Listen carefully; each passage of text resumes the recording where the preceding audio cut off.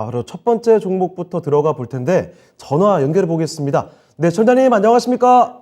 네, 안녕하세요. 네, 반갑습니다. 네. 네, 어떤 종목 도와드릴까요? 심택. 심택이요. 네네. 네, 매수 가격하고 비중도 말씀해 주시죠. 52,000원에 40%. 아, 52,000원에 40%요. 네네. 요거 비중을 한 번에 40% 담으셨던 거예요? 예예. 아, 그러셨군요. 아, 좀 높은 가격이 들어가셨는데 사실 뭐 심택 그때 한참 잘 나갈 때는 이거 진짜 계속 가겠다 싶을 정도로 굉장히 예, 좋았거든요. 그런데 굉장히 내려가니까 좋았어요. 좀 빨리 내려왔죠? 예. 지금 예, 많이 그래서 내려온 뭐- 상황이고. 네. 물타기를 해도 되는가 싶어서 어떤가 싶어서 지금. 아, 알겠습니다. 35,800원까지 내려와 있는데 비중 뭐 많으시긴 한데 그만큼 심택에 대한 그 가능성, 믿음을 좀 갖고 있으신 것 같습니다. 자, 그러면 심택 여기서 네. 앞으로 전망 어떻게 볼 수 있는지 혹시나 비중을 뭐 더 실어도 괜찮을지에 대해서 이야기 들어볼게요. 네. 예. 자, 심택 살펴보도록 하겠습니다. 김영일 전문가님. 사실 뭐 기판 업체들 올 초에 다들 참 어려웠을 때 거의 뭐 홀로 질주를 했던 것 같은데 정말 강했던 종목이거든요. 어느새 이렇게 많이 내려와 있습니다. 비중 이미 많으신데 더 들어가도 될까요? 저는 그런데 네. 추가 매수는 좀 권장을 드리는 편이기는 합니다. 네네네. 심택 같은 경우에 뭐 다들 이제 알고 계시겠지만 뭐 누구나 다 아는 좋은 종목 하면은 이제 PCB 관련 이제 맞아요. 종목들이잖아요. 뭐 심택뿐만 아니라 대덕전자, 코리아 서키트 등등 해서 누구나 다 아는 좋은 종목이기 때문에 뭐 이제 추가 매수에 대해서는 어느 정도 준비를 해야겠죠. 다만 이제 역시나 문제점은 누구나 또 다 알고 있다라는 점이 문제가 될 것 같습니다. 그렇죠. 일전에 이제 상당히 좀 상승이 잘 나와줄 때를 보게 되면 이제 굉장히 좀 좋은 꾸준한 이제 우상향을 하는 그런 이제 모습을 보여줬습니다. 그러면서 이제 뭐 고점까지 무난하게 58,000원 정도까지 상승이 나오는 그런 모습들을 보여줬는데 역시나 최근에 이제 조정이 나오는 부분에 대해서는 이 경기 침체에 대한 우려감 그러면서 이제 연쇄적으로 소비 둔화에 대한 우려감까지 이제 이어진다라는 점이 문제가 되겠죠. 지금 현재 전체적으로 전기 전자 업종에 대해서는 이 소비 둔화에 대한 우려감이 상당히 좀 커지고 있다라고 봐야 될 것 같습니다. 그러면서 심택 같은 경우에 사실 2분기에도 그렇고 그 다음에 3분기에도 그렇고 실적에 대한 부분은 역대급 실적이 계속적으로 나오면서 이제 이 우상향하는 그런 모습들을 보여줬습니다. 그럼에도 불구하고 실적은 좋은데 주가는 전혀 반응을 하지 못하는 그런 모습들을 보여주고 있죠. 실적이 좋은 거 누구나 다 알고 있는 상태에서 지금 당장의 이 소비 둔화 우려감을 이겨내기에는 주가가 조금은 힘들었다라고 볼 수가 있을 것 같습니다. 네. 그러면 지금 현재 상태에서 어찌됐든 과연 이 실적이 올라와도 이 심택이 반응을 하지 못하는 그러한 상태이기 때문에 이 주가가 좀 반응을 보일 수가 있을까에 대한 부분이 좀 중요할 것 같은데 저는 뭐 충분히 가능하다라고 보고 있습니다. 네. 예, 현재 주가는 상당히 좀 저평가 구간에 있고 그러면서 이 PCB 관련된 이 종목들은 어찌됐든 이 전체적으로 이 IT 업계 계속적으로 이제 이 전기차나 혹은 이제 뭐 자율주행 뭐 그다음에 뭐 전체적으로 가전이라든지 여러 가지 IT 업계가 계속적으로 성장을 해 나가면 나갈수록 뭐 마찬가지로 PCB도 성장을 해 나갈 수밖에 없기 때문에 지금 현재 상태에서 주가는 굉장히 저평가된 그런 이제 구간에 있다라고 보여지고 그러면서 앞으로 성장성도 상당히 기대가 된다라고 했을 때 지금 주가는 상당히 조금 저평가되어 있다라고 볼 수가 있겠죠. 때문에 추가 매수를 좀 잘 준비를 해야 된다라고 볼 수가 있을 것 같은데 네. 지금 현재 이제 단가를 보게 되면 35,800원으로 오늘 종가가 끝났습니다. 그런데 이제 결과적으로 봤을 때 지금 현재 이 구간이 어느 정도 이 저항 구간이 시작이 되는 그런 구간이다라고 생각을 해주셔야 돼요. 이제 어느 정도 매물대가 있는 그런 구간이 좀 펼쳐지기 때문에 이 구간을 어느 정도 삼켜줘야지 4만 원 후반대까지는 좀 상승을 노릴 수가 있거든요. 때문에 지금 현재 구간에서 저는 바로 추가 매수 대응을 하기보다는 일단은 이 36,000원 구간을 돌파를 해주면서 37,000원 정도 구간에서 자리를 잡아주는 모습이 중요합니다. 그래야지 이 앞선 매물을 어느 정도 좀 소화를 해주면서 매물을 삼켜주고 그 다음에 힘을 모아서 올라갈 수 있는 그런 이제 이 힘을 이제 다시 한번 확보를 할 수가 있는 거거든요. 때문에 지금은 어느 정도 반등이 나오고 나서 매물을 돌파해 주느냐 마느냐 이러한 구간이기 때문에 대응을 하기에는 조금은 리스크가 있다라고 여겨집니다. 만약에 추가 매수를 진행을 할 것이다라고 한다면 돌파를 해서 37,000원 정도 구간에서 자리를 잡아두던지 아니면은 여기서 차익 실현이 나오면서 주가가 다시 한번 하락이 나온다라고 가정을 했을 때 약 3만 원에서 33,000원 정도 밴더에서 다시 한번 또 이 가격 조정이 나올 것 같거든요. 그러면 차라리 이 정도 가격 조정까지 왔을 때 오히려 좀 더 싸졌을 때 추가 매수를 진행을 하는 것이 좋을 것으로 여겨집니다. 지금은 전체적으로 이제 이 IT 업계에 대해서 이제 내년 한 2분기 정도 되면은 수요가 어느 정도 회복될 것이다 라는 기대감이 전체적으로 또 어느 정도 이 가격에 반응을 한 그런 부분이기 때문에 지금 현재 상태에서 이제 이 FOMC나 혹은 이제 뭐 중간 선거라든지 전체적으로 이 앞서 이제 있는 이런 이슈들이 조금 이제 좋지 않게 나오게 될 경우에 주가가 또 마찬가지로 차익 실현이 나오게 될 수가 있거든요. 이런 이제 리스크가 있다라는 부분을 어느 정도 염두를 했을 때 지금은 어느 정도 반등이 나온 구간이고 차익 실현이 나올 수도 있다라는 점 때문에 추가 매수를 하기에는 조금 이제 높은 단가에서 리스크를 감소하고 진행을 해야 된다라고 봐야 될 것 같습니다. 때문에 지금 이제 결론적으로 말씀을 드리면 심택은 분명하게 저평가된 구간이 많습니다. 그리고 성장성도 뛰어납니다. 다만 이제 아직까지 IT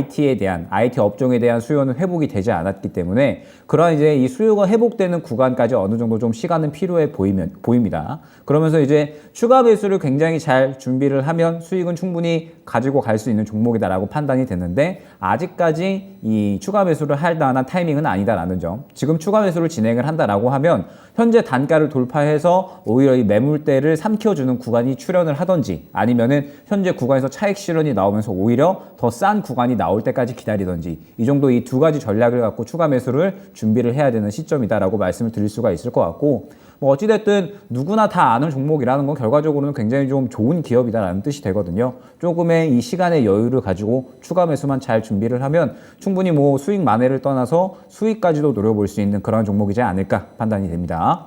네, 알겠습니다. 자, 심택 살펴드렸습니다. 시청자님, 심택에 대해서는 뭐 크게 걱정하실 필요는 없을 것 같아요. 추가 매수도 고민을 하셨는데 그 경우의 수를 좀 말씀을 해주셨거든요. 만약에 조정이 좀 나오게 된다면은 아예 3만 원이나 3만 3천 원 요 구간 조금 더 낮아졌을 때 추가 매수해 보시는 것도 좋을 것 같고 탄력을 받아서 뭐 3만 7천 원 그 윗단까지 강한 돌파가 나오면 그때 따라잡으시면서 추가 매수 고려해 보셔도 좋을 것 같습니다. 기다려 보시면 수익까지 연결될 수 있을 것 같네요. 심택에 대한 궁금증 다 해결되셨습니까? 네, 감사합니다. 알겠습니다. 다음에 또 전화 주세요. 네. 네.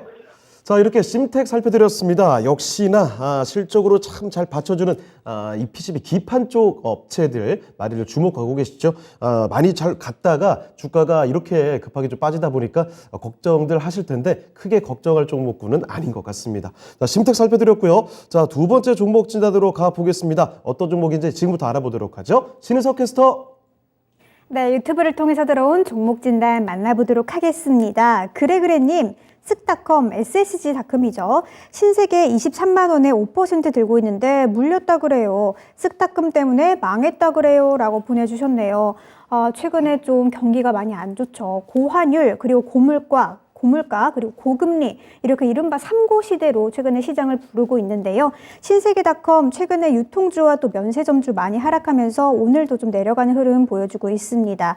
오늘 기준으로 종가는 1.6% 내린 21만 5천 원에 마감을 했는데요. 23만 원에 매수에 들어가셨다고 하니까 네, 정말 물려 계신 것 같습니다. 좀 다시 올라와주면 좋을 텐데 어떻게 대처하면 좋을지 신세계 좀 연말에를 좀 그런 랠리를 기대해봐도 좋을지 참 궁금하거든요. 어떻게 대처하면 좋을지 우리 김영일 전문가님께 여쭤보도록 하겠습니다. 이정호 전문가님께 여쭤보도록 하겠습니다. 이정호 전문가님, 신세계 어떻게 대처하면 좋을까요? 네, 신세계 근데 쓱닷컴 때문에 보고 들어가신 거면은 신세계가 아니라 이마트를 사셨어야 되는데 어떻게 본다면 이마트보다 저는 신세계가 더 낫다라고 생각이 들어요.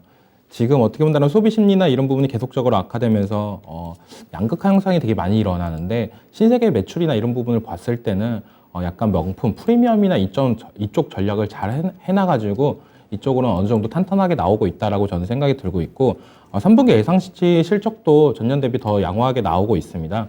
그런 부분을 봤을 때 이마트보다 신세계가 더 낫지 않나라고 생각이 들고 있고 신세계가 어떻게 돈을 버냐면 제일 큰 거는 백화점 사업입니다. 백화점 사업인데 우리나라 백화점 중에 제일 1등 그 강남 고속터미널에 있는 신세계백화점이 우리나라 1등이다라고 보시면 되는데 거기서 매출액이 거의 2조 4천억 정도가 나와요. 작년 기준으로. 네, 우리나라 1등이고 거의 세계적으로도 백화점 순위에도 들어가는 부분이다라고 보시면 됩니다. 그리고 신세계가 또 하는 사업이 면세점 사업인데 이런 부분을 계속적으로 봤을 때 지금 어떻게 본다라면은 일본 관광도 다시 재개가 되면서 좀 더 면세점 분위기가 좀 달아오르지 않나라고 생각이 들고 있기 때문에 좀 더 기대해 볼 만은 하다라고 말씀을 해드리고 싶어요. 근데 지금 어떻게 본다면 주가는 어느 정도 올라가줬다가 지금 좀 떨어지는 모습세가 나왔습니다. 저는 실적 발표가 나온다라고 한다면 다시 한번 반등은 나올 수 있다라고 봐요. 이 종목 같은 경우는 저는 특별히 대형주 같은 경우는 이 라운드 피겨 매매를 되게 좋아합니다. 특정 가격대를 잘 안 깨준다라고 보시면 돼요. 그게 뭐냐? 이 신세계를 봤을 때 과거 차트까지도 멀리 보셨을 때 20만 원 선을 이렇게 지지선을 만들어 놓으시면은 이 밑으로는 잘 안 깨졌던 부분이 있어요.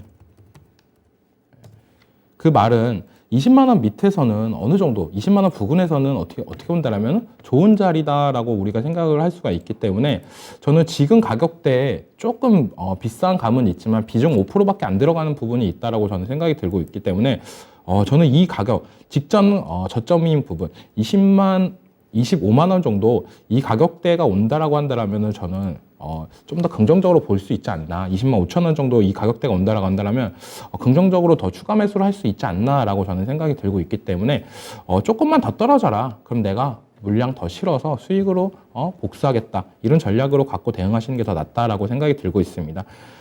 이 종목은 특히 아까도 말했다시피 실적 나오면 어느 정도 상승세는 나올 수 있다라고 저는 생각이 들고 있기 때문에 꾸준히 들고 가셔도 저는 무난할 거다라고 생각이 들고 있고 지금 시총에 비해서 엄청 저평가다라고 생각이 들어요. 시총 2조짜리가 어떻게 본다면은 영업이익이 7천억씩 나오고 있어요. 그 말은 되게 저평가다. 돈도 많이 벌고 이러는데 왜 이렇게 안 되냐. 그건 어떻게 본다면 시장에서 어떻게 주도주가 아니다라고 생각이 들고 있기 때문에 약간 그런 부분도 있습니다.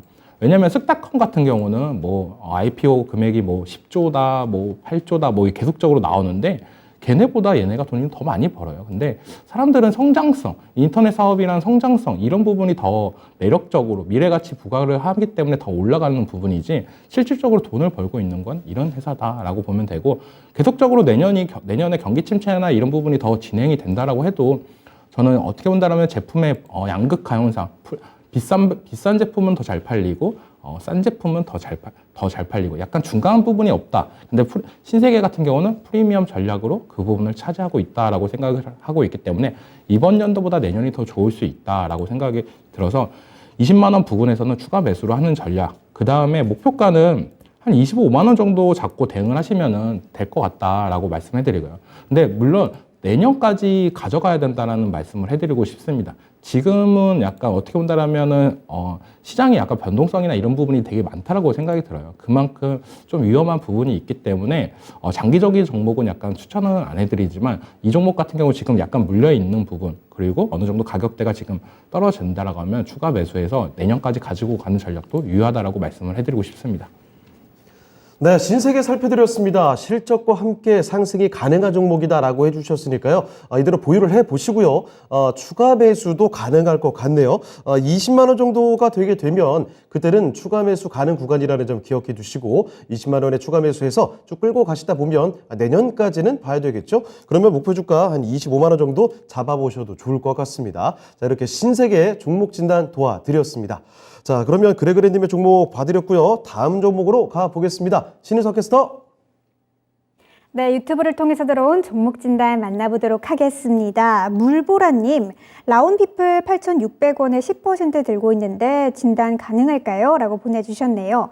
이 라온피플 인공지능 관련주로 알려져 있으면서도 또 스크린 골프 그런 관련주로 알려져 있네요. 최근에는 유럽의 실내 골프 기업이죠. 프로티와 글로벌 사업에 진출하면서 협약을 맺었다는 소식이 있었는데요. 이 글로벌 스크린 골프 시장에 진출한다는 소식에 오늘 좀 오늘 상승하는 흐름 보여주고 있습니다. 오늘 종가 기준 살펴보시면 14% 정도 상승한 4,600원에 마감을 했는데요. 그런데 매수가가 좀 많이 높으신 모양이네요. 8,600원에 매수를 하셨다고 하니까 50% 가까운 그런 손실 구간에 계신 걸로 보입니다. 정말 많은 손실을 보고 계신데 마음 걱정도 많으실 것 같습니다. 라온피플 어떻게 대처해야 할까요? 정말 저도 참 걱정이 됩니다. 김영일 전문가님, 라온피플 어떻게 대처하면 좋을지 시청자님께 진단 부탁드리도록 하겠습니다. 네, 일단 라온피플 같은 경우에 대표적으로 이제 이 AI를 활용한 솔루션 전문 기업이다라고 말씀을 드릴 수 있을 것 같습니다. 그러면서 이제 최근에 상승이 나온 이 이슈는 무엇이냐라고 했을 때 말씀 주셨듯이 이 유럽과 미국에 진출을 해 있는 이 프로티 골프 관련 이제 전문 기업과 업무 협약을 맺었다라는 이제 이슈가 나왔죠. 그러면서 이제 기존에 이 카카오하고도 이 계속적으로 좀 계약을 따내오는 이제 그러한 기업이었는데 이번에 또 프로티와 함께 이 해외에 진출을 한다라고 하면서 골프 관련 이제 센서 관련한 기업에서는 라운피플이 또 어느 정도 이 점유율을 확보를 할 수 있지 않을까 하는 기대감이 주가에 그대로 좀 작용을 한 것 같습니다. 다만 이제 지금 이 라운피플을 보게 되면 4차 산업에 관련된 이 AI, 인공지능 관련주다라고 이제 말씀을 드릴 수가 있을 것 같고, 뭐 그렇다라고 했을 때 어느 정도 성장주의 성격을 띠고 있다라고 볼 수가 있겠죠. 그러면 지금 현재 상태에서 라운피플은 상대적으로 지금 현재 시장 환경에서 수급이 들어가기에는 조금은 힘든 그런 이제 업종이다라고 봐야 될 것 같습니다. 다만 이제 지금 현재 이 시장에서 주목할 만한 그런 이제 호재가 나와줬기 때문에 수급이 이제 상당히 좀 긍정적으로는 들어갔다라고 보여져요.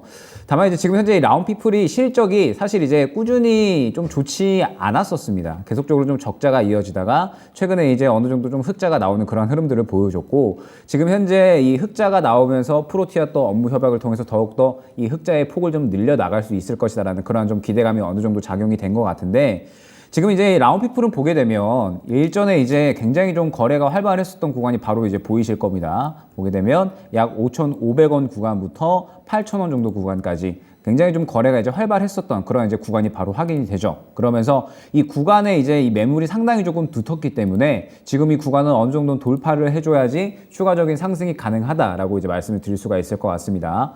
그러면서 이제 지금 현재 라운피플이 어찌됐든 이 골프 관련된 이야기로 인해서 상승이 좀 나왔기 때문에 어느 정도 이 골프 산업에 대해서 좀 이야기를 해야 될 것 같은데, 지금 현재 이 골프 산업은 어느 정도 이 우리 올해 전반기 정도까지 굉장히 조금 핫했었죠. 그야말로 이 좀 전 국민이 좀 즐기는 스포츠로 새롭게 좀 골프가 자리 잡았기 때문에 뭐 이제 골프전 같은 이러한 골프 관련 기업들의 주가가 굉장히 많이 올라갔었던 걸 아마 기억을 하실 겁니다. 그런데 지금 현재 이 골프의 붐은 조금은 줄어든 상태죠. 물론 이제 굉장히 또 많이 스크린 뭐 골프장이나 이런 부분들이 좀 많이 확대가 되고 있기는 하지만 굉장히 핫했었던 구간보다는 어느 정도 줄어든 게 사실입니다. 때문에 지금 현재 라운피플 같은 경우에도 이 수익적인 부분은 계속적으로 늘려 나갈 수 있다라고는 보지만, 지금 현재 시장에서 추가적으로 이 골프 관련된 이러한 이슈가 시장에서 좀 주목을 받을 수 있을까라고 한다면 조금은 이 보수적으로 바라봐야 되지 않을까라는 생각이 들어요. 때문에 지금 현재 상태에서 라운피플은 어느 정도는 이 대응을 할 수 있는 기회는 왔다라고는 생각을 해주셔야 됩니다. 다만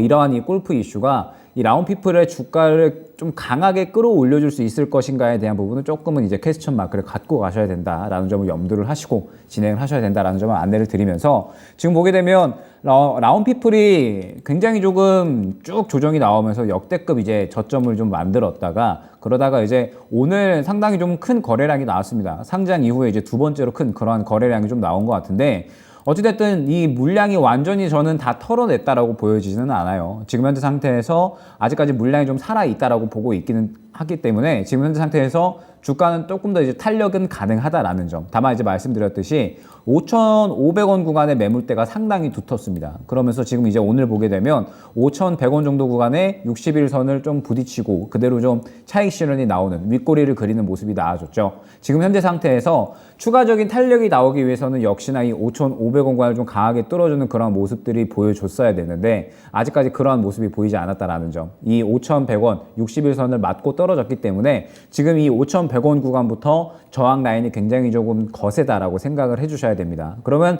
라운피플 같은 경우에는 두 가지 방법이 있겠죠. 지금 현재 상태에서 어느 정도 주가가 조금 더 눌려줬을 때 추가 매수를 비중을 좀 크게 해가지고 단가를 많이 낮춰서 약 5,500원에서 6,000원 정도 구간에 정리를 노리는 방법이 첫 번째가 되겠고요. 그 다음에 두 번째 방법은 지금 현재 단가가 상당히 조금 높으시기 때문에 이 종목을 추가 매수하기보다는 다른 종목의 비중을 좀 더 실어서 좋은 종목으로 수익을 챙겨 놓고 라운피플 같은 경우에는 반등이 나올 때 그때 이제 정리를 하는 방법이 이제 있을 것 같습니다.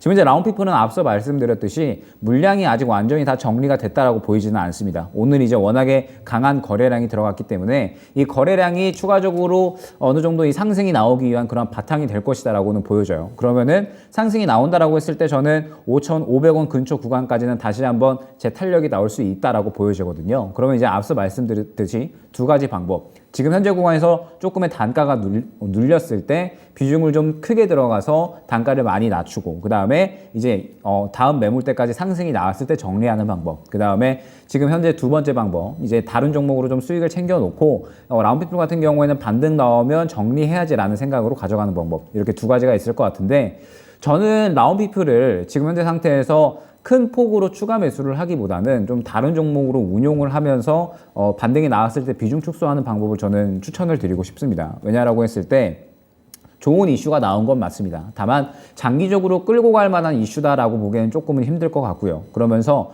지금 현재 시장이 또 상당히 또 굵직한 이슈들이 또 많이 앞두고 있기 때문에 이러한 이슈들이 하나 둘 다가온다라고 했을 때 시장은 어느 정도 또 이 뱉어내는 물량이 나올 수가 있습니다. 그렇다라고 한다면 어느 정도 상승이 나오는 종목들은 차익 실현 욕구가 상당히 강해질 거거든요. 그러면 라운드피플 같은 경우에도 매물대를 뚫어내지 못하고 차익 실현이 나올 가능성도 있기 때문에 지금 현재 구간에서 추가 매수를 큰 폭으로 진행을 해서 평단가를 크게 낮춘다라고 하는 거는 조금은 리스크가 있다라고 여겨집니다. 때문에 추천드리는 방법은 일단은 조금 더 이제 지켜보면서 다음 매물 구간까지 반등이 나오게 되면 비중 축소를 어느 정도 진행을 하시는 걸 추천을 드리고 다른 비중으로 하여금 좋은 종목으로 좀 수익을 챙겨 놓으시는 그런 이제 해진 전략을 좀 진행하시기를 추천을 드리고 지금 이제 라운드피플은 뭐 말씀드렸듯이 추가적인 탄력의 여지는 분명하게 있기 때문에 일단 지금 현재 구간에서 말씀드렸던 매물 구간 5,500원 구간 먼저 돌파해 주는지 주요하게 보자 안내드리도록 하겠습니다.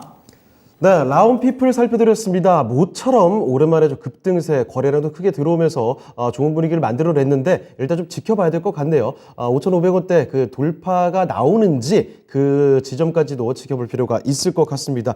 매수하신 가격이 8,600원이라서 상당히 좀 부담이 되실 것 같긴 하네요. 아무쪼록 지켜보시면서 손실 많이 줄이고 나오시면 좋겠습니다. 자, 물보라님의 라운드피플까지 봐드렸습니다.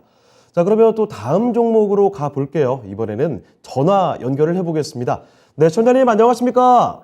네, 안녕하세요. 네, 반갑습니다. 네, 네. 반갑습니다. 자, 어떤 종목 때문에 전화 주셨나요? SKI 테크놀로지요. SKI 테크놀로지요? 네, 네, 이 매수 가격하고 비중 좀 말씀해 주시죠. 85,000원에 네. 5%요. 알겠습니다. 비중이 뭐 많진 않으신데, 가격이 85,000원이면은 매수하신 지가 조금 되셨죠? 네, 예. 이 SKI 테크놀로지 사실 상장하고 나서 초반만 해도 기대감이 정말 대단했던 종목인데 거의 25만 원 가까이 찍었던 종목이거든요. 이제는 네. 5만 원도 채 되지가 않는 그래서- 상황까지. 예. 예, 그래서 네. 많이 내려왔길래. 그렇죠. 너무 많이 내려왔죠. 내렸거든요. 예, 제가 그거를 사가지고 좀 수익을 내고 팔았거든요, 전에. 네. 네. 네, 그래서 그 가격에서 너무나 내려왔길래 아유 괜찮다 하고 예, 원래 10% 예. 샀었는데 예, 그냥 5%는 쭉 가지고 가자 해서. 예. 매도를 하고 네. 예, 5%만 갖고 있어요. 알겠습니다. 그런데 이거 뭐 계속 내려가서 도대체 언제쯤 올라갈 수 있을까 이런 그 답답한 기다림이 계속 이어지고 있습니다. 그러면 SKI 테크놀로지 앞으로 언제쯤 올라갈 수 있을까 이게 지금 제일 궁금하시죠? 네, 네, 바로 한번 여쭤보도록 하겠습니다. 잠시만 기다려 주세요. 네. 네. 자, 이정우 전문가와 함께 진단을 해드릴 텐데 전문가님, SKI 테크놀로지 주가가 너무 많이 떨어졌습니다. 그리고 뭐 계속 내려가고 있기 때문에 이게 바닥일까 싶기도 한데 언제쯤이면 상승이 좀 나올까요? 꽤 오래 걸린다라고 네. 말씀을 해드리고 싶어요. SKI 테크놀로지 같은 경우에 작년에 상장을 했었는데 작년에 상장을 할 때 SK도 어떻게 본다라면은 솔직히 요즘에 카카오가 했던 짓이랑 약간 비슷하게 자회사의 상장들이 계속 많았습니다. 예. 방금 문의 주셨던 SKI 테크놀로지 그리고 SK 바이오팜, 바이오사이언스 뭐 있었는데 그 종목들이 작년에는 되게 핫했어요. 근데 요즘 이번 연도 들어와서 다 힘을 못 쓰면서 계속적인 하락세가 나오는데 이 SKI 테크놀로지 같은 경우도 어떻게 본다라면은 상장하지 말아야 될 회사를 좀 상장했다는 느낌도 강하다라고 들어요. 예, 이번 연도 어떻게 본다면 실적이 계속적으로 안 좋게 나오는데 그런 이유를 좀 본다라고 한다라면 폴란드 공장이 제대로 안 들어가고 있다라고 말씀을 해드리고 싶습니다. 폴란드 이 공장 같은 경우도 가동 시기를 더 늦췄어요. 내년 내년 하반기로 원래 내년 1분기쯤에 예상을 했었는데 더 늦췄고 그리고 3공장 같은 경우도 계속적으로 연기를 하면서 나오고 있는데 그런 부분이 좀 반영이 되면서 시장은 좀 다른 2차 전지 관련주들이랑 좀 다른 흐름을 나오고 있다.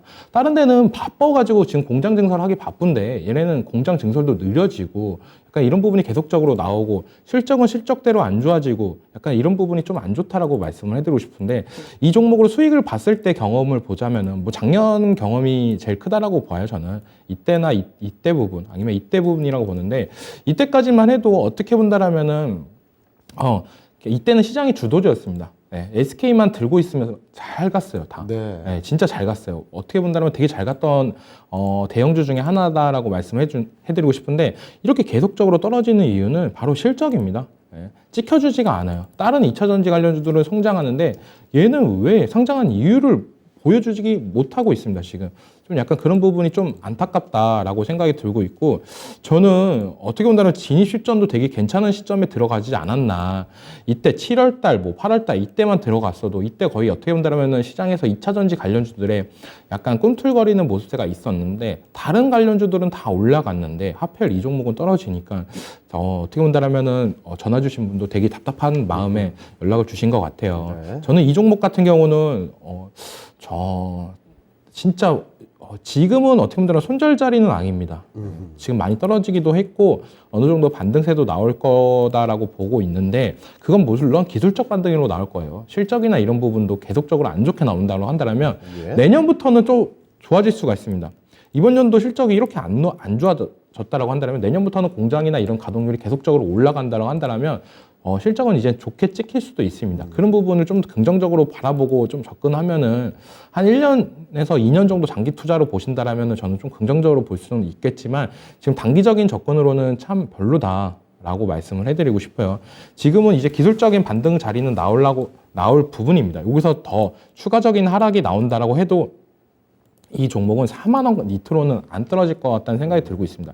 왜냐하면 25만 원까지 했던 주가가 4만 원 밑에까지 떨어진다는 거는 그것도 SK라는 대형주가 그런 부분 때문에 약간 저가 매수세가 들어오지 않을까. 그때부터는 주가 관리나 이런 부분이 나오지 않을까라는 기대감도 생길 수 있기 때문에 4만 원 밑에까지는 안 떨어겠지만 지금 가격대에서는 조금 위험한 자리이기도 한다라고 생각이 들고 있고 추가 매수는 저는 한 4만 5천 원부터 이제 분할로 들어가셔서 어느 정도 장기 투자하신다고 생각하고 1년에서 2년 정도 좀 보시고 들어가시는 게 괜찮다라고 말씀을 해드리고 싶고 나 이 종목 너무 싫다 하시면은 차라리 지금 2차 전지 시장에서 관심을 받고 있는 종목들 좀 눌렸을 때 들어가시는 전략이 더 유효하다. 그게 단기적인 수익은 볼 수 있다라고 생각이 들고 있습니다. 네, 알겠습니다. 자, 손달님 SK 아이테크놀로지 그래도 4만 원 정도는 지켜줄 것 같다라는 말씀을 해주셨거든요. 만약에 추가 매수를 고려를 하고 계신다면 한 4만 5천 원 정도까지 좀 내려가는 모습이 나오게 되면 그때부터는 추가 매수를 좀 진행해도 괜찮을 것 같아요. 자, 그런데 그 이후로 기다림의 시간은 좀 길 것 같습니다. 1년에서 2년 정도 긴 시간 보고 접근해 보시는 게 손실을 줄여갈 수 있는 방법이 아닐까 싶네요. 참고되셨습니까? 네. 네, 알겠습니다. 감사합니다. 네, 궁금한 점 생기시면 다음에 또 전화 주세요. 네.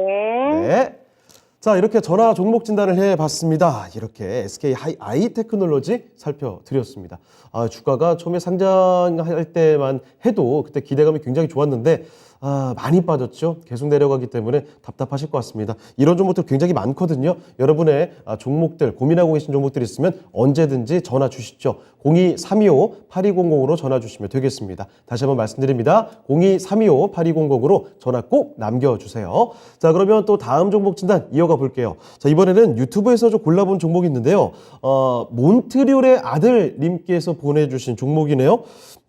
삼성물산을 보유를 하고 계시는데 10만 8천 원에 13% 가지고 계십니다. 현재 주가 11만 2천 원에 오늘 종가 마감이 됐어요. 자, 그런데 지금 말씀해 주신 내용을 좀 볼게요. 여기 몬트리올의 아들님이어서 그런지 캐나다에 살고 계시나 봐요. 오늘 캐나다 금리 발표가 있었는데 캐나다 구스가 올해는 잘 팔릴 것 같아서 오늘 또 캐나다 얘기죠.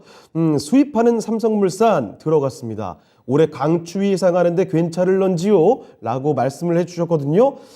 캐나다 구스 라이센스 넘어가지 않았나요? 자, 일단 삼성물산을 접근하셨는데 뭐 이 이유든 다른 이유든 삼성물산이 괜찮은 선택이었는지 살펴보도록 하겠습니다. 김영일 전문가님, 삼성물산 매수한 거 잘한 선택이었을까요? 네. 캐나다 구스 라이센스가 이제 롯데로 넘어갔죠. 올해 3월에 이제 계약이 끝나서 네. 롯데로 넘어간 상태입니다.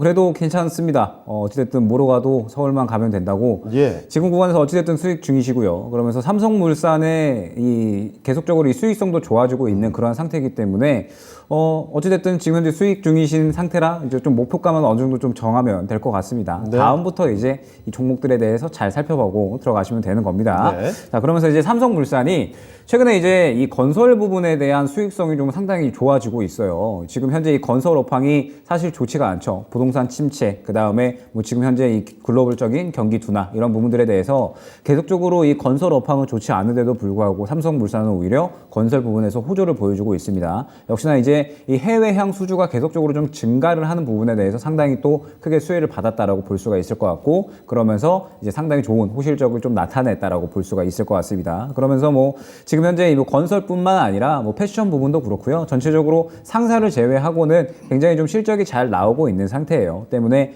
현재 이 주가에서 어느 정도 추가적인 상승을 또 노려볼 수 있지 않을까라고 판단이 됩니다. 그러면서 지금 현재 주가를 보게 되면 상당히 좀 박스권을 그리는 그런 형태를 볼 수가 있어요. 약 10만 원부터 12만 5천 원까지 지속적으로 좀 박스권을 그리면서 저점과 고점을 왔다 갔다 하는 그런 주가의 형태를 보이는데, 지금 현재 단가는 어느 정도 저가를 확보한 상태에서 반등이 나오는 구간이죠. 그런데 이 저가 부분에서 오히려 실적은 훨씬 더 좋아진 상태다라고 볼 수 있습니다. 그러면 실적은 좋아졌는데 주가는 떨어져 있으니까 오히려 반등에 대한 부분은 또 긍정적으로 바라볼 수가 있겠죠. 지금 현재 구간에서 여유롭게 지켜볼 만한 그런 단가다라고 생각이 됩니다. 다만 지금 이 현재 구간은 크게 상승을 노리기는 조금은 어렵지 않을까라고 생각이 돼요. 말씀드렸듯이 계속적으로 이 박스권을 조금 이 형성을 하는 상태에서 보게 되면은 거래량이 지금 최근에 그렇게 많이 들어오고 있지는 않거든요. 그러면 실적에 대한 부분, 그 다음에 많이 떨어졌다라는 부분에 대해서 반등이 나오고 있기는 하지만 이 좋은 호실적에 대해서 아직까지 시장이 크게 반응을 하고 있지 않다 라는 뜻이 됩니다. 때문에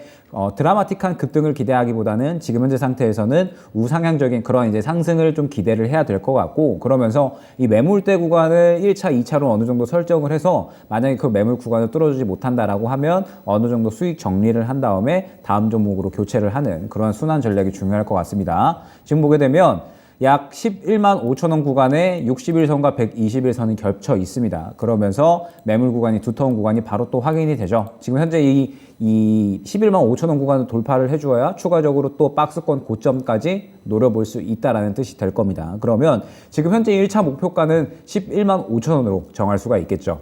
11만 5천 원을 돌파를 해줘야 추가적으로 수익 극대화를 노릴 수가 있을 것 같고요.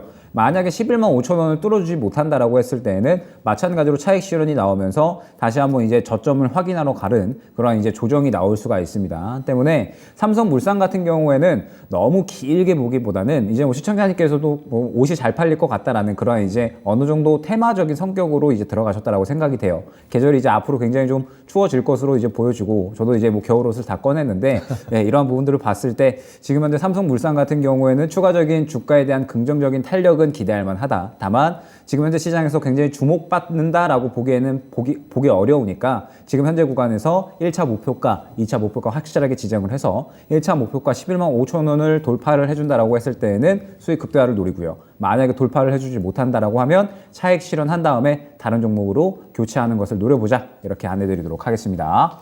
자, 삼성물산 살펴드렸습니다. 일단 좀 잘못 알고 계셨던 정보가 있죠? 몬트리올의 아들님께서 그렇습니까? 하면서 새로운 정보 인지하셨고요. 자, 아무쪼록 삼성물산 11만 5천 원이라는 가격 구간을 설정해 드렸으니까 그 지점 제대로 돌파가 나오는지 아닌지 잘 눈여겨보시면서 대응하시면 좋겠습니다.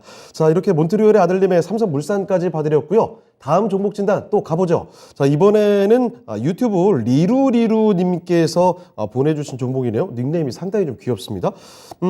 한국조선해양을 가지고 계시는데 이 조선주, 특히 태조 이방원에서 뭐 참 잘 나갔던 종목이잖아요. 그런데 한국조선해양 최근 주가 흐름이 상당히 부진합니다. 일단 뭐 들어가신 건 바로 최근에 들어가신 거예요. 69,500원에 5%, 7만 원 깨지길래 조금 담았습니다. 반등 하겠죠? 물음표. 반등 뭐 너무 많이 떨어졌으니까요. 단기간에 뭐 8월 말 고점 이후로 30%가 넘게 떨어졌는데 반등을 하겠다라는 기대는 있는 것 같은데 요즘 시장이 워낙 흔들리다 보니까 확신을 못 가지시나 봐요. 바로 한번 확신 갖게 해드리겠습니다. 자, 이정호 전문가님, 한국조선해양 반등 확신 가질 수 있겠습니까? 어떻게 봐야 될까요? 저도 궁금하네요. 저는 지금 이제 네. 조선주는 모아갈 시즌이다라고 말씀을 해드리고 싶어요. 지금 어떻게 본다면 되게 핫했습니다. LNG 사원 관련해가지고 계속적인 수주 이슈나 이런 부분이 나오면서 현대 위포조선이 조선주의 상승세를 이끌었다라고 보는데 한국조선해양은 생각보다 못 갔어요. 그런 네. 부분을 봤을 때. 그게 좀 많이 아쉽다라고 생각이 들고 있는데 그래도 수주 잔고나 이런 부분을 봤을 때 저는 긍정적이다라고 말씀을 해드리고 싶어요. 지금 이번 연도 수주 신규 수주가 200억 달러 정도로 나오고 있는데 어떻게 본다면 초과를 했다라고 보시면 되고 조선주가 계속적으로 적자를 나왔는데 이제는 3분기 실적 기대감, 흑자 전환에 대한 기대감이 있기 때문에 그러면은 3분기부터 이제 흑자 전환을 하면은 내년부터는 이제는 적자를 깨지고 이제 흑자로 돌아서는 거 아니야? 라는 이런 기대감까지도 만들 수 있다라고 봐요. 그래서 저는 이번 연도보다는 내년이 더 좋다라고 말씀을 해드리고 싶은데 한국조선해양 같은 경우는 7만 원이 깨지면서 약간 매수하신 걸로 보이는데 저는 어떻게 본다면 잘했다라고 생각이 들고 있어요. 근데 항상 지금 요즘 시장 트렌드가 가는 놈이 더 잘 간다라고 말씀을 해드리고 싶습니다. 차라리 현대미포조선을 더 보는 것도 괜찮지 않을까라고 생각이 들어요. 왜냐면은 이 종목 같은 경우는 더 올라갈 때 더한 상승세가 나왔다라고 보시면 됩니다. 왜냐면 7월 22일 이 날짜를 잘 보시면은 이 종목 같은 경우는 올라갔다 떨어졌지만 이 가격 밑으로까지는 안 떨어졌어요. 근데 이 한국조선해양을 본다라고 한다면 이 가격 밑으로까지도 떨어졌던 부분이 있습니다. 지금 보시면 이 부분까지도 떨어졌던 부분이 있어요. 이 말은 올라가는 것보다 떨어지는 게 더 많이 떨어졌다라고 보실 수가 있습니다.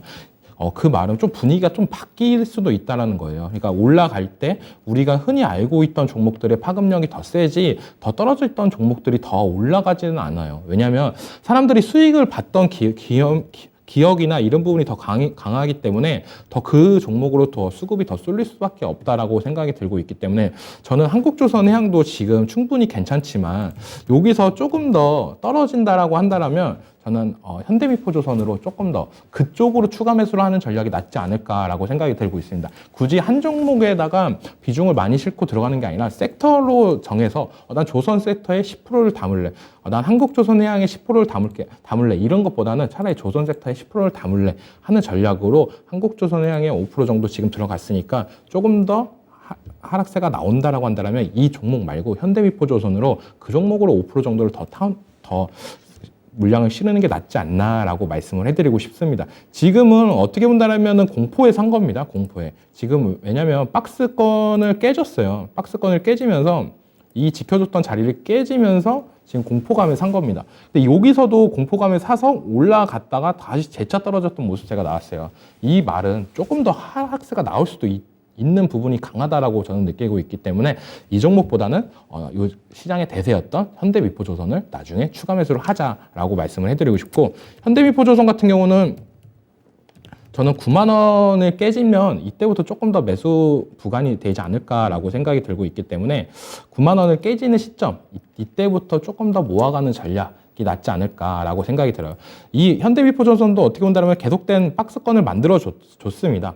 박스권을 만들어 줬던 구간이 있었는데 이 구간을 돌파하면서 다시 옛날의 박스권으로 돌아가려는 모습세가 나오고 있지만 이때랑 지금이랑 분위기가 다릅니다. 조선업종이. 이때는 암울했지만 지금은 실적이나 이런 부분이 내년을 더 기대할 수도 있다라고 볼 수 있기 때문에 내년에 막 경기 침체 얘기 나오잖아요. 근데 조선업종은 내년에도 호황으로 이어질 것으로 전망이 많이 나오기 때문에 저는 긍정적으로 볼 수 있다라고 생각이 들고 있고 네. 현대미포조선 같은 경우 9만 원 깨지면 그때부터 모아가는 전략 유효하다라고 말씀을 해드리고 싶습니다. 알겠습니다. 자, 조선주에 대한 이야기 꼼꼼히 챙겨드렸으니까요. 참고를 해보시고요. 자, 그러면 종목 진단은 여기서 좀 마무리해 보겠습니다. 지금부터는 내일장 전략으로 넘어가 볼 텐데요. 자, 먼저 김영일 전문가님, 내일장 어떻게 봐야 될까요? 네, 혹시나 이 다가오는 이슈들이 또 굉장히 많기 때문에 이 부분을 좀 준비를 해야 된다라고 볼 수가 있을 것 같습니다. 네. 이제 시장은 눈치 보기 장세로 진입을 했다라고 보여집니다. 지금 현재 굉장히 좀 굵직한 이슈들을 많이 앞두고 있기 때문에 어느 정도 대금이 줄어들면서 눈치 보기 장세로 진입을 했다라고 보여지고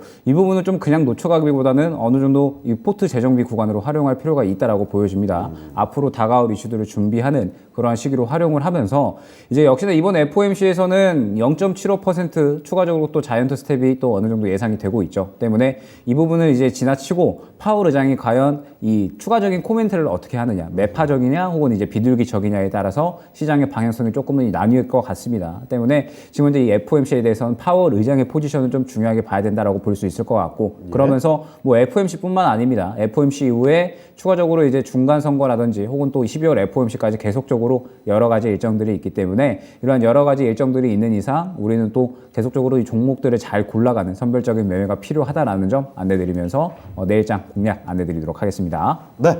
자, 김영일 전문가의 내일장 공략 포인트 살펴드렸고요. 이번에는 이정호 전문가께도 여쭤보겠습니다. 전문가께서는 내일장 어떻게 보고 계십니까? 계속된 실적 시즌이다라고 말씀을 해드리고 싶어요. 이제 예. 보시면 삼성전자도 실적이 나오는데 그거에 따라서 이제 삼성전자가 이제 6만 원을 다시 안착을 하냐 안 하냐 이게 좀 관건이다라고 생각이 들고 있고 어떻게 본다면 단기 차익 실현 물량이 나올 수도 있는 구간이다라고 생각이 들어요. 예. 어떻게 본다면 왜냐하면 저가권 대비 많이 올랐기 때문에 여기서 차익 실현 물량이 과연 나올까 그 물량을 또 소화한다라면 한 단계 더 올라갈 수 있는 기회가 되지 않을까라고 저는 생각이 들고 있고 네. 지금 외국인들의 수급이 오늘 또 계속적으로 들어오고 있습니다. 거의 어떻게 본다면 시총 상위주들의 묻지마 매수세가 들어온다라고까지도 느낄 정도로 네. 되게 파워풀하게 들어오고 있어요. 이 말은 뭐냐? 오늘도 느꼈잖아요. 코스닥보다 코스피가 강했다. 그 말은 이제는 시장이 대형주 위주의 판세를 짜고 있냐? 라고 볼 수가 있는데 지금 가장 그렇게 된다면 가장 위험이 될 수 있는 부분은 저평가주, 시장에서 저평가라다라고 얘기가 나오는 종목들이 잘 못 가고 더 비싼 종목들, 프리미엄이 붙는 종목들이 더 잘 갈 수도 있는 대형주 장세가 연출될 수도 있다라고 생각이 들어요. 그래서 그런 부분을 어떻게 본다면 이번 주까지는 좀 지켜볼 필요는 있다라고 생각이 들고 있고 다음 주 정도 된다면 이런 부분에 대해서 더 확실하게 나오지 않을까라고 생각이 들고 있습니다. 그래서 코스닥보다 코스피 종목들의 강세 흐름이 계속적으로 나오고 있으니까 좀 더 어떻게 본다면 포트폴리오를 조정할 때 대형주 위주로 좀 더 짜주는 전략이 괜찮지 않을까라고 말씀을 해드리고 싶습니다. 네, 알겠습니다. 자, 이렇게 내일장 전략까지 두 분의 의견을 들어봤습니다. 오늘 전략은 여기까지 듣도록 할게요. 여기서 두 분은 보내드리겠습니다. 자, 오늘 두 분 말씀 고맙습니다. 네, 감사합니다. 네, 진짜 쉬운 진단 오늘은 여기서 마치도록 하겠습니다. 지금까지 다양한 투자 판단에 대한 도움 말씀 드렸습니다. 하지만 특정 종목의 상승이나 하락을 보장하지 않는다는 점도 기억해 주시고요. 저희는 내일 이 시간에 다시 뵙겠습니다. 시청해 주신 여러분 고맙습니다.